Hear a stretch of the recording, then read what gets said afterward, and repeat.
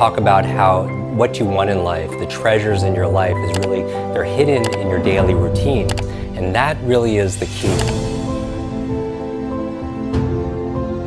Because remember, consistency compounds.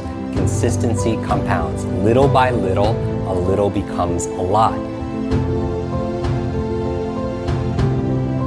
So you start doing one little thing, like brushing your teeth with the opposite hand, or taking cold showers, or learning how to juggle. Little things like that. It doesn't seem like a lot, but it's a little slight difference. Like one step in another direction can completely change your destination. Another word for destination is your destiny, where you're going to end up. Your challenge is to make sure you stay hydrated and to drink enough water. So what are some of the benefits of staying hydrated? Well, here's 6 of them. Number 1, it helps your concentration and focus. Who doesn't want more of that, right? How do you maintain your focus in a world full of distractions? Stay hydrated. Number 2, the second thing is it helps to balance out your mood and your emotions. Very important. Number 3, it helps you with your memory functioning. Who doesn't want to turn I forgot into I remember, right? Number 4, it helps to add more blood flow and oxygen to the brain. Very important physiological effect of drinking more water. Number 5, it helps you to relieve or maybe even prevent headaches. So those of you who have aches and pains between your ears, think about your hydration.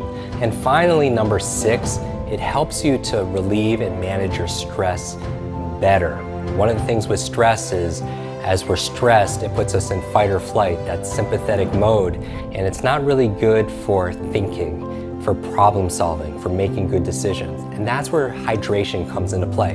It's something so small, but again, as your brain coach, a coach doesn't always tell you something brand new. A coach sometimes will just remind you what you know is true. I always recommend every single time you take a brain break, right? 25 minutes of study, 25 minutes of work, and then you stop. And what do?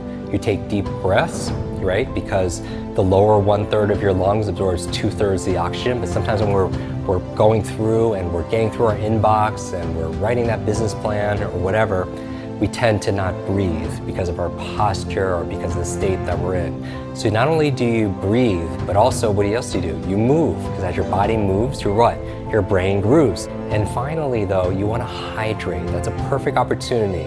During your 5-minute brain breaks, take a moment to hydrate. Now, how much water do you need? You've heard many times it's 8 glasses of water.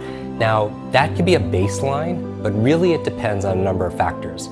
It depends, number 1, on your body mass, right? So some people, depending on your size, you might need more or might need less. It also depends on your environment.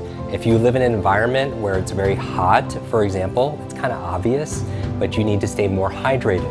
It also depends not only on your body mass and your environment in terms of the climate and temperature, also it depends on your activity level. If you work out a lot and you're running a lot and you're exercising, obviously you want to be able to replace that water also as well. Water matters, especially for your gray matter. So what I'm going to ask you to do, if you're up for this challenge, remember, with challenge comes change. And we want to create some radical, beneficial, positive change in your life. I mean, if you want greater reaction time and thinking speed, upwards of 30%, stay hydrated.